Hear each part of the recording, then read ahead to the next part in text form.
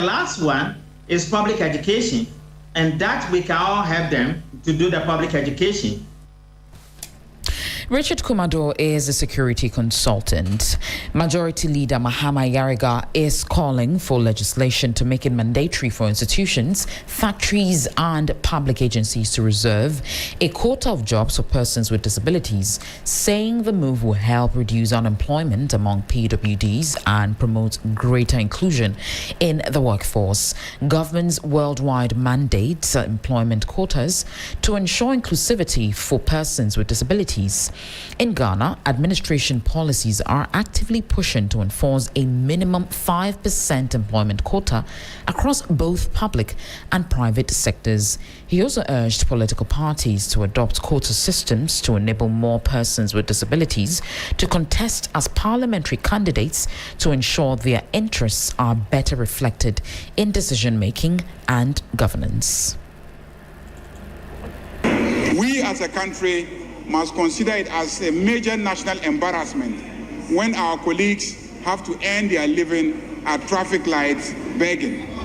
And so, as a parliament, we must enact legislation which will compel a quota in every factory, in every organization, in every institution. Same way that we are enacting quotas for gender, we must also enact quotas for disabled persons. So that every institution must show that a certain number of its workers are disabled persons, because invariably there's no way that you won't find a disabled person who is qualified on his own to be employee of a certain factory, company or organization. And so we must make it a quota for every agency, institution to ensure that they have a certain number of disabled persons engaged by them. Mahama Yariga is majority leader. 9 persons, including the brother of former Dome Kwabenya MP Sarah Adwa Safo, have been granted bail of 500,000 Ghana cedis by the Adenta Circuit Court. The suspects are alleged to have been involved in a shooting incident that resulted in injuries to the former legislator on Sunday, June 21. Lord Eduasare reports. The 9 accused persons linked to the shooting incident at Kwabenya were arraigned before the circuit court in handcuffs under heavy security. Among them was Nana Kwejo Safo Akofena, brother of Sarah Adwa Safo. According to the prosecution, during a ceremony to install Kwejo Safo as successor to the late Apostle Kwejo Safo Kantanka, the former Dome Kwabenya MP arrived at the premises but was denied entry, leading to sporadic gunfire that caused her to sustain varying degrees of gunshot injuries. The 8 suspects, identified as personal security guards, were disarmed by the police, who retrieved 6 pump-action guns with 42 rounds of ammunition, as well as 2 pistols. Tamaklo Safo Jehoshaphat, Kwabna Safo, Benjamin Amakwasam, Bedu Enoch, Richard Aite, and others were charged with the use of offensive weapons, possession of explosives, firearms and ammunition, violation of the Prohibition of Vigilante Groups and Related Activities Act, discharging firearms in a public place, and causing unlawful damage. The remaining accused persons are Nana Kwejo Efriye, Gideon Safo, and Kwejo Safo Kumsen. They pleaded not guilty to all charges. Their lawyers, led by Professor Kwame Jan, prayed for bail for the accused persons, arguing that they are not vigilantes but registered private security personnel. The court granted all 9 accused persons bail of 500,000, with 2 sureties each not to be justified. The case has been adjourned to September 30. Lodi Dasari, Accra. Greater Accra market queens have thrown their support behind the Makola Market Redevelopment Project. Addressing the media after several meetings, Messi Na Afrowat Nijan, president of the Greater Accra Markets Association, said the assembly can proceed with the projects. What they are doing is about 1/10 of Makola. But even that 1/10, if you finish, can accommodate more than 50%. So why should he say we not allow? We want development. Accra want development. Nobody will be sent away. They have been given 2 places, community center park, and the body say, why,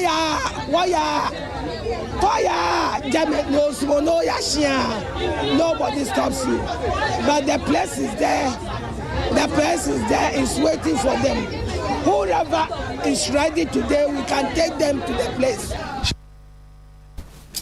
You just heard there the voice of Messi Na Afrowa Nijan, who is the president of the Greater Accra Markets Association, ending the bulletin here on the morning news on 3FM 92.7. If you don't know, Ghana had a draw with England yesterday in that match, and we're bringing you all those details in our subsequent bulletins. For more stories, please log on to our website, 3news.com. My name is Christabel Success Trevor.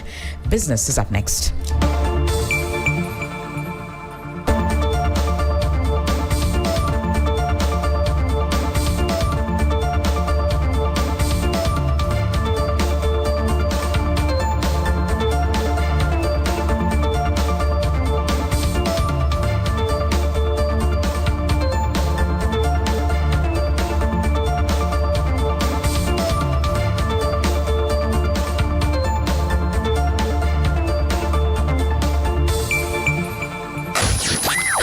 Gets busy on this frequency, 92.7 3FM. Accra gets busy on this frequency, 92.7 3FM.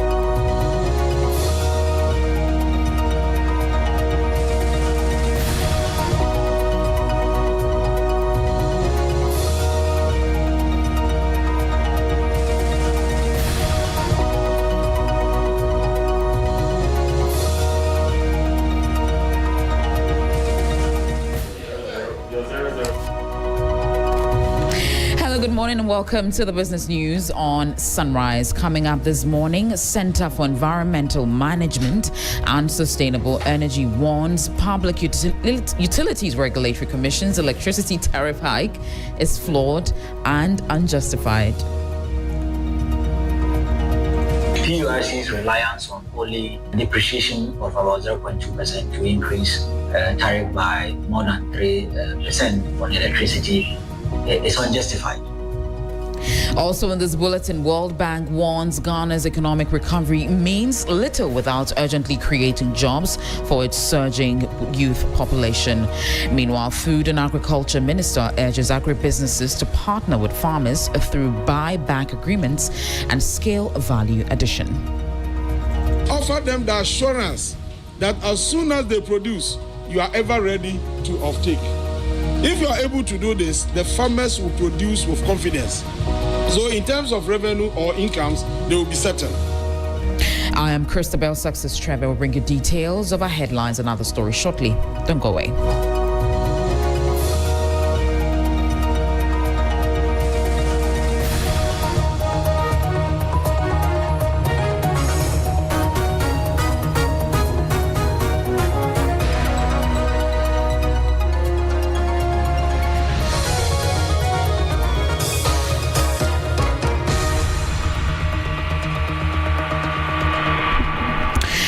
Executive Director at the Center for Environmental Management and Sustainable Energy, SEMSI, Benjamin Nsia, has strongly criticized the Public Utilities Regulatory Commission's recent decision to increase electricity tariffs by more than 3%. Nsia labeled the move as unjustified, arguing that it undermines the transparency of the regulatory body's operations.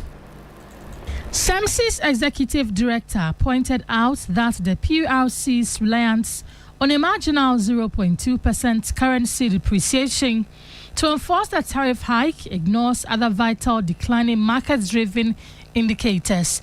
He highlighted that inflation has decreased, the weighted average cost of gas has fallen, and the overall energy mix has remained stable compared to previous quarters. PURC's reliance on only depreciation of about 0.2% to increase tariff by more than 3% on electricity is unjustified.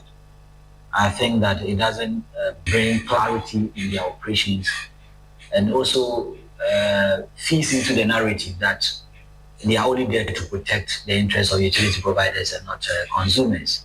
Warning of the adverse side effects of the price hike, NCA noted that such flawed increment create ambiguity among Ghanaians and rarely yield the desired revenue mobilization for utilities. The way PURC arbitrarily increases tariff to benefit the utility providers and not the consumers will not build consumer trust. The consumer is likely not going to trust, and this is likely going to cause the avoidance of paying bills because consumer will believe that PURC only serves the interest of the utility providers, and for that matter, they will renege on their duty and obligatory practice to pay realistic tariff or pay bills to the utility providers or to the state, and that is likely going to increase the losses or system losses of PURC, especially with respect to uncollected revenue.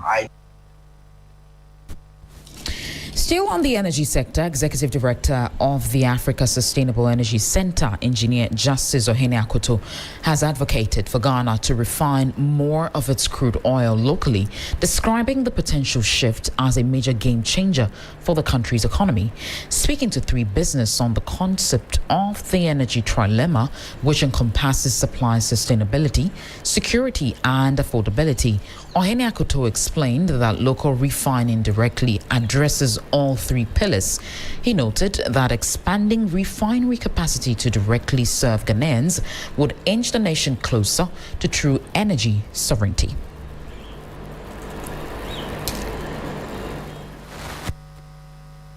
When you look at the energy trilemma, basically has to do with the supply, the sustainability, and then affordability. Within the trilemma, each of them has a ripple effect on the other. So if we are able to refine from Ghana, and most importantly, expand the refinery, where we'll be able to deliver those oil to Ghanaians, automatically it checks the box of sustainability, inching towards energy sovereignty. It's also checked the box of security. So automatically, the box of affordability will be checked. The component of insurance, the component of freight and other stuff will be taken out of it. So if we are picking it from Ghana and refining, it should surely be lesser, compared to we bring in from outside. So that is a game changer. And it doesn't even end there. It creates jobs. That was Executive Director for Africa Sustainable Energy Center, Engineer Justice Ohene Akoto there.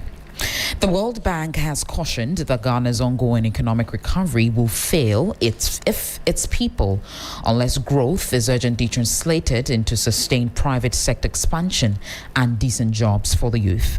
According to the development institution, the country is facing a critical demographic test as more than 500,000 young Ghanaians enter the labor market annually.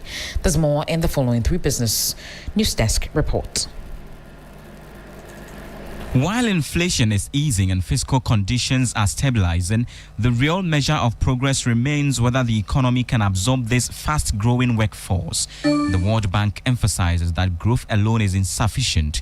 It must be concentrated in high-productivity, labor-intensive sectors. The Bretton Woods Institution identified 5 key areas as potential engines for employment: the need for agribusiness and manufacturing to reduce import dependence and create value chain jobs; digital services and logistics to leverage technology and support regional commerce under the African Continental Free Trade Area. Finally, SME development to skill small businesses which form the backbone of the economy. However, potential alone will not yield result.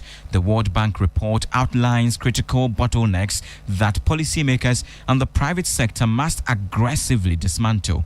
SMEs require affordable credit to scale up operations and hire new workers.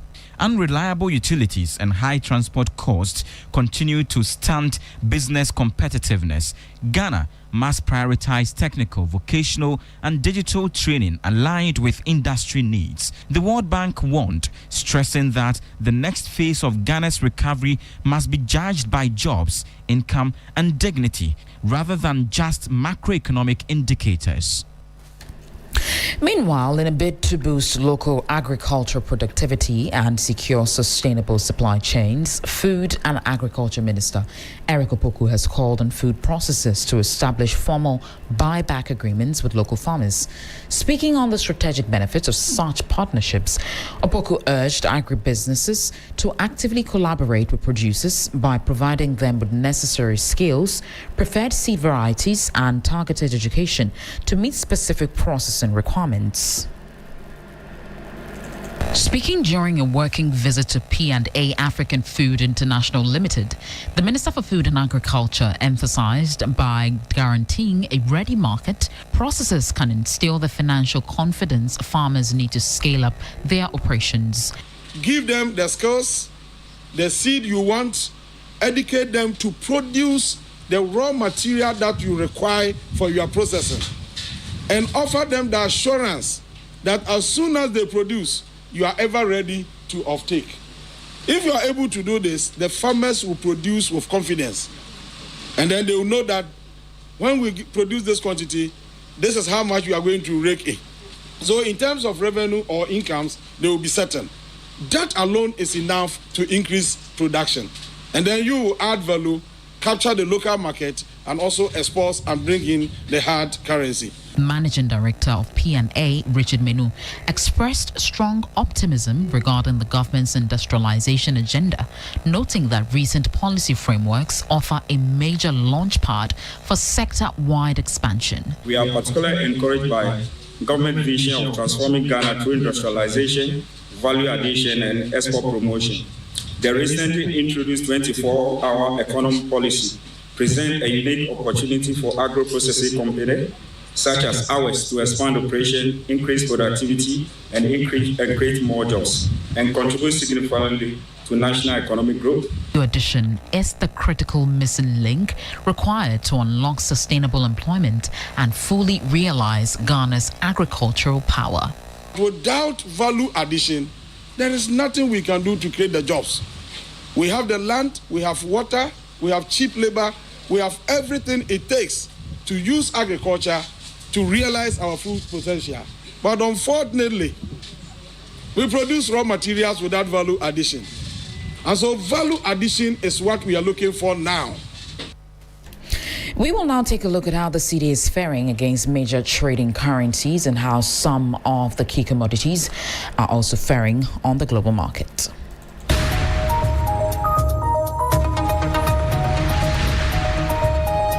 On the interbank foreign exchange market, the dollar is selling at 11 cedis, 21 pesos. It gained 1 peso. The British pound is selling at 14 cedis, 78 pesos. It lost 6 pesos. The euro is selling at 12 cedis, 75 pesos. It also lost 5 pesos. However, be guided that these figures could be higher at a forex bureau near you.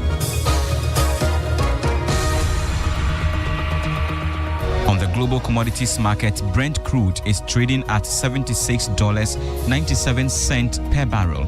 Gold is trading at $4,128.27 per ounce, down by $61.79. Cocoa is trading at $4,645 per ton, up by $24.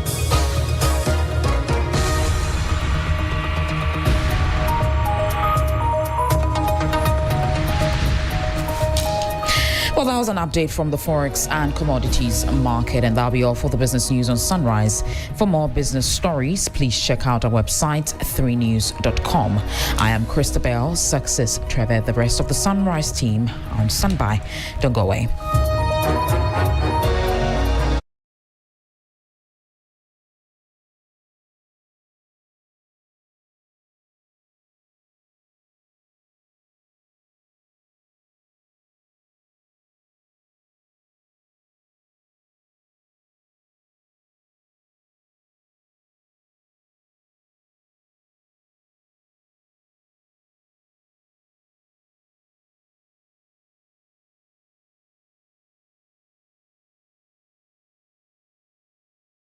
with the 6 a.m. news as well as the business news here on the 3FM Sunrise. It's time for us to engage you from now to 10 a.m., serve you breakfast in the best way possible.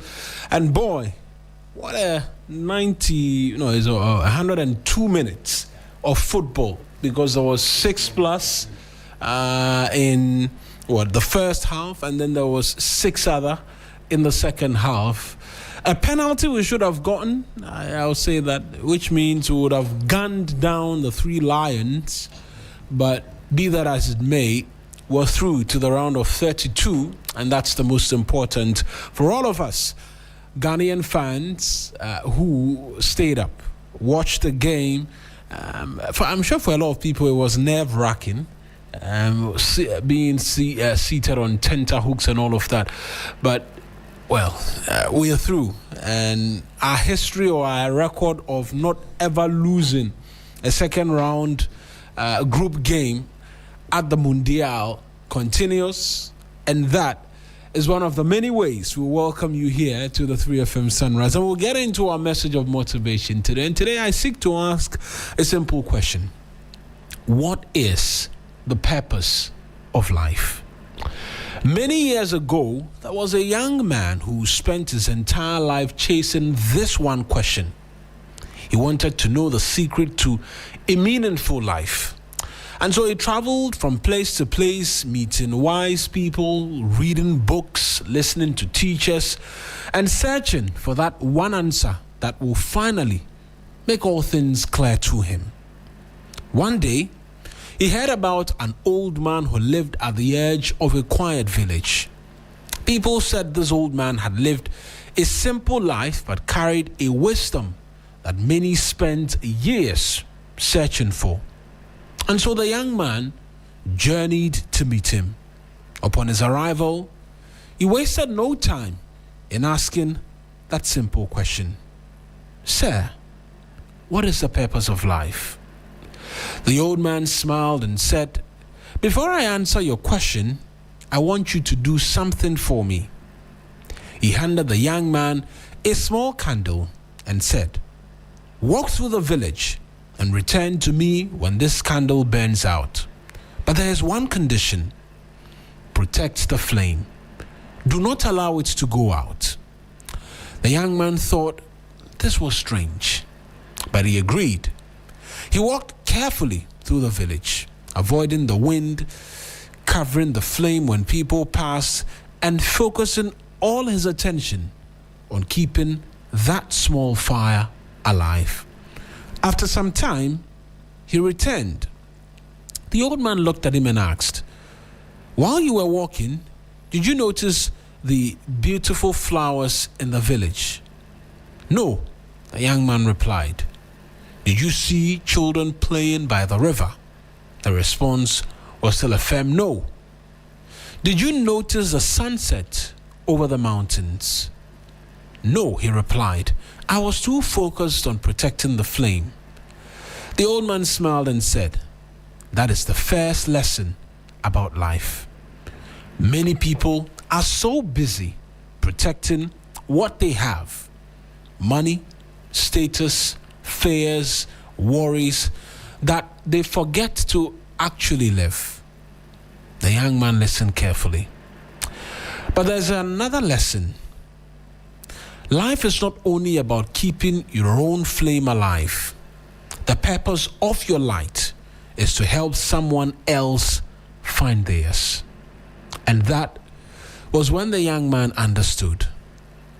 The purpose of life is not simply to collect more things.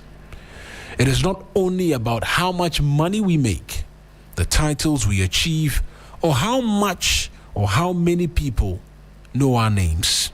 Because one day, all of that will be left behind. The deeper question, while we are here, whose life became better because we existed? Did we bring kindness where there was pain? Did we give hope where there was disappointment? And did we use our gifts to make the world around us a little better? Maybe the purpose of life is not a single destination we discover. Maybe it is something we create every day through the choices we make, the people we love, and the difference we leave behind. Because at the end of the journey, people may forget what we owned. They may forget the positions we held, but they will certainly remember how we made them feel. And so today, let us step into this new day carrying this question with us. If my life is a candle, who is finding light because of my flame? That's our message of motivation today. It will get us nicely into what is to be our weather update. Kind Ketty, the Ghana Meteorological Agency, but quite interestingly, they are yet to share that with us just as yet. And so it will get us into some great music right now. Kind Ketty DJ Felice told me today it's undiluted jammer for 10 minutes on the back of I'm saying Patrice saying, hey, undiluted jammer for 10 minutes, but it's all about the excitement following the draw yesterday. And it was very surprising to see people pour onto the streets in celebration even after we held England to that goalless draw. But some great music, Kind Ketty DJ Phil, after which we're back for you here in studio with newspapers and more. This is the 3FM Sunrise. I am Marwin Egbeta, the rest of the team on standby. Let's get into the music.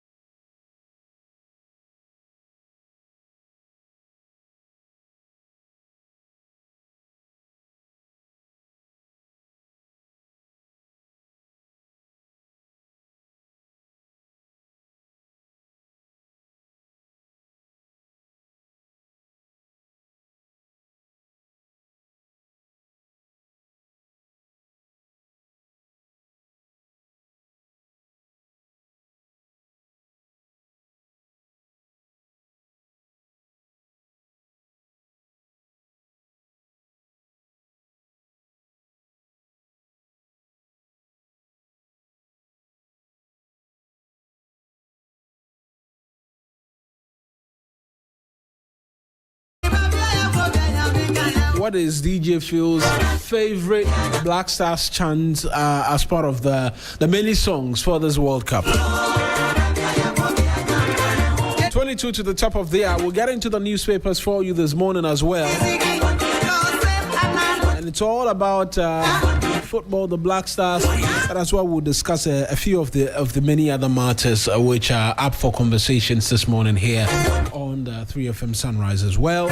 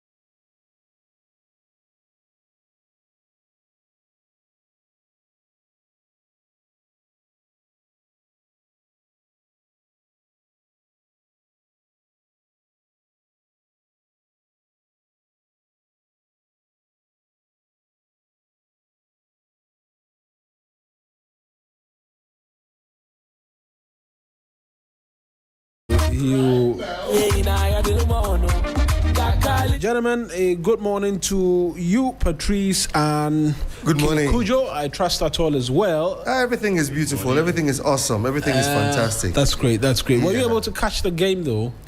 Oh yes, I did. I caught a bit of it. Yeah. I usually just do my general assessment, technical assessment, and then the tactical coach. I leave everything. The tactical Patrice. You know, so yesterday, I watched the game. I watched the entire first half. Right. Started the second half just 2 minutes, and then you called it quits because exactly. you realized that the job was done. Yes. The job was done. So there were a few things. A lot of Ghanaians are excited about the draw and all that. I think yes, to an extent, I will grant them that because the expectations were so low. Outgunned people who were celebrating, jubilating, and were overly excited about the draw. For me, the draw didn't mean anything. So let's start off with the play. Their style of play yesterday was defensive, and that was cruel for you, the person to the viewer. Oh, really? Was it? My point is that all these guys are professionals, top-class professionals. They play in great leagues and all that. So when you have met your peers, why do you retreat? Why do you always allow them to pile pressure on you? You remember yesterday I told you that I was so confident in the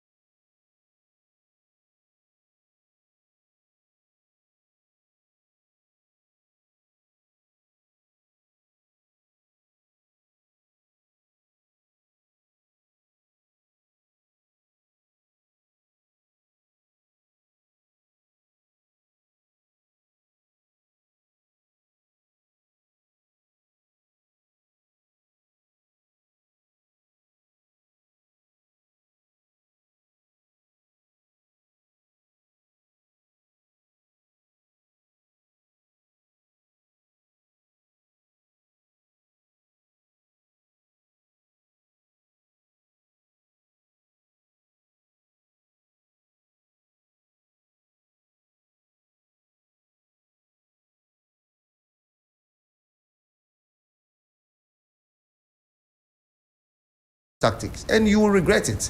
Allow the boys to play and do open play. Allow them to do open play. It was too bad for me. But anyways, yeah, I told you the best bet for England was a draw. So that is what went for them. Ours should have been a win. Yeah, in but fact, the boys. In fact, you're very right. There was a penalty we got around the 80th minute mark, 80-something minute mark. Let me ruffle a few feathers. He is not needed in the team. Who's that? So why do we keep on fielding him? Because he doesn't seem to be doing anything. Who's that? If a technical mind, a technical eye is able to point to me that he is very relevant to the team as it stands now, then we should keep him there. But if nobody's able to tell me technically, and based on my assessment, layman's assessment, watching the games, 2 games thus far, I believe Andre. No, it's not Andre. It's Jordan. What? Jordan Ayew should not be a part of the team. Well, the numbers will disagree with you in terms of defensive presses. Yes. By any player at the tournament, he leads the way actually.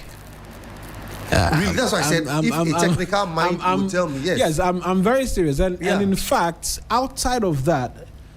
He was an outlet, I think in the first half, was able to get onto a lot of the long balls in terms of seeking to connect to another player and draw fouls. He did a number of that for us yesterday. Was he able to draw fouls yesterday? Yes, he drew a number of fouls yesterday because he could hold on to the ball and when an England attacker comes in, he falls. In fact, it was one thing the commentator noticed and even mentioned. Oh, really? That he does that very well, able to draw a foul and ease pressure. And in sincerity, I see it to the technical mind. Going into this game, and knowing that we were going to come under a lot of pressure, it was the only reason why I believed it made sense for him to start. Because when the pressure comes and the ball comes to him, you hold on to the ball, hold on to it and fall. How many times did he get the ball? Was I watching a different game? Because I'm wondering the number of times he got fouled. Jordan got that's fair. The ball. I think I'll find out. You have to check. I will find out because for me yesterday I didn't see the essence of him playing the game. That's my candid opinion. Right. Okay. Well, did you catch the game or? Yes. I caught glimpses of it. Tactical Patrice has done a lot of justice to what it is that. Yes, but I think they played well, particularly the goalkeeper. He was awesome. And top marks, huh? Yes, we were hoping the man of the match would have gone to him, but unfortunately it didn't. Who got the man of the match? Even the one who did on the English side thinks it should have been awarded to the Ghanaian side. I think Bellingham said, he didn't deserve to be named man of the match. Oh, wow. And it should have gone to a Ghanaian because top marks to the team. We came out to defend and we did it very well. Yes. In fact, what pissed me off the most was the handshake. Jet Spence decided not to shake Thomas Partey's hand. Yes, the Thomas Partey handshake rejection. Yes, before and it just got me thinking if we should all stop being courteous because of history or because of things, our convictions, makes us hold so close. I don't think there would have been any friendliness between Ghana and England in the first place. I'll be very honest with you. Our players were far too calm. We could have gotten an English player sent off. We could have gotten a penalty. In this tournament, an opposing player during a confrontation cannot cover their mouth and speak. Oh, really? Yes. Okay. Bellingham did that to Jordan Ayew yesterday and didn't get red carded. There was a Paraguayan who got a red card because he covered his mouth and was speaking to an opponent. Okay. Yes. And he got a red card. After a foul or something, Okay. And Bellingham did that, didn't get a red card. Nobody protested. That's the problem. We never protest. You know, because in that game between Paraguay and was it New Zealand, I can't remember who the opposition was. Immediately, Almiron covered his mouth. The guy rushed to the referee and said he covered his mouth. Give him a red card. Were you in the studio yesterday in the morning? In the studio? Yes, in the morning, on the morning show. Are you on the morning show yesterday? Were you also on the morning show yesterday? Yeah. Oh, you were? No, he got me a bit confused. Yes. There's a word that starts with D. Which one? Continues with O. Which one? And then there's an S. So I told you Ghanaians were those. That is it. No, that's too broad. That's too broad a generalization. I'm not sure. I'm not sure that's a fair. That's a fair. Then you should say. Then you should say the entirety of the African continent. Patrice will do. I'll ask him to prove what he's saying with data, and he won't be able to. I'll prove it. 35,000. Look, let me tell you. Yesterday happened. No, I'm just saying. It's too broad a generalization. I'm just saying. I mean, one will expect that because you see we are conservative.